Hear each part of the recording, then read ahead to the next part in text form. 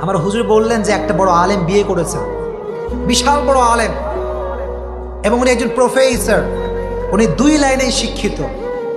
তো বিয়ে করেছে এমন একটা মেয়েকে, যে মেয়েটা দেখতে সুশিক্ষিত, সভ্য, মার্জিত, অনেক বড় ফ্যামিলির মেয়ে। কিছু কিছু মেয়ের উপরে এক, ভেতরে আর এক, আছে না নাই?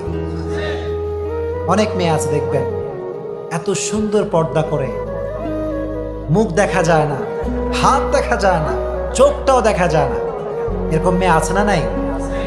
দেখলে মনে হবে যে ভাজা মাছটা উল্টাই খেতে পারে না, আছে না নাই? এই পর্দাশীল মেয়ে গার্লফ্রেন্ড বয়ফ্রেন্ডের রিলেশনশিপ করে, চিল্লায় এখন ঠিক কিনা? এখন তো এটা ট্রেন্ড হয়ে গিয়েছে, কে বোরখাওয়ালি কে বোরখাওয়ালি নয়, এটা দিয়ে কখনো মানুষ এখন বাছাই করা যায় না, চিল্লায় এখন ঠিক কিনা? এজন্য হুজুর সাহেব বিয়ে করছেন বাসর রাতে, তার বউ বলছে যে আমি একটা আপনাকে অনুরোধ করতে চাই। অনুরোধটা কি? বলছে আমি আপনার সঙ্গে সংসার করতে পারি, একটা শর্ত আছে। একটা কি আছে? এবার হুজুর বলছে কি শর্ত, হোয়াট ইজ দ্য কন্ডিশন, শর্তটা আসলে কি? বলল হুজুর আমি আপনাকে বিয়ে করছি ঠিক আছে, এটা মূলত আব্বা আম্মার কারণে করেছি, কিন্তু মূলত আমার দাড়িওয়ালা ছেলে পছন্দ হয়। নাউজুবিল্লাহ বলেন। তা আমার যে সুন্দর চেহারা, এটা কি আপনার পছন্দ হয়? হুজুর বলল অবশ্যই, তুমি তো খুব সুন্দরী, অসাধারণ তুমি দেখতে, মেঘ কালো কেশ, কাজল কালো চুল, তাকালে প্রাণটা জুড়িয়ে যায়, হাসিতে যেন মুক্তা ঝরে, এত সুন্দরী তুমি, রূপবতী তুমি, তোমাকে তো আমার ভালো লাগে, এই জন্য বিয়ে করেছি। বলো যদি সত্যিই তাই হয় তাহলে একটা আই হ্যাভ অন রিকোয়েস্ট, একটা অনুরোধ আছে। What is the request? অনুরোধটা কি? বলো হুজুর আমার সঙ্গে সংসার করতে চাইলে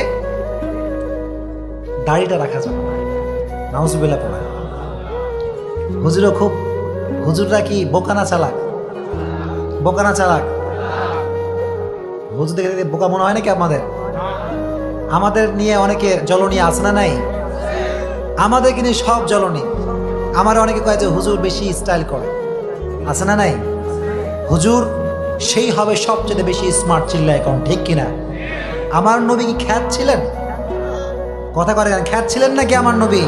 আমার নবী ছিলেন গোটা বিশ্বের সবচেয়ে স্মার্ট পুরুষ, চিল্লায় এখন ঠিক কিনা? হুজুর বললেন ওকে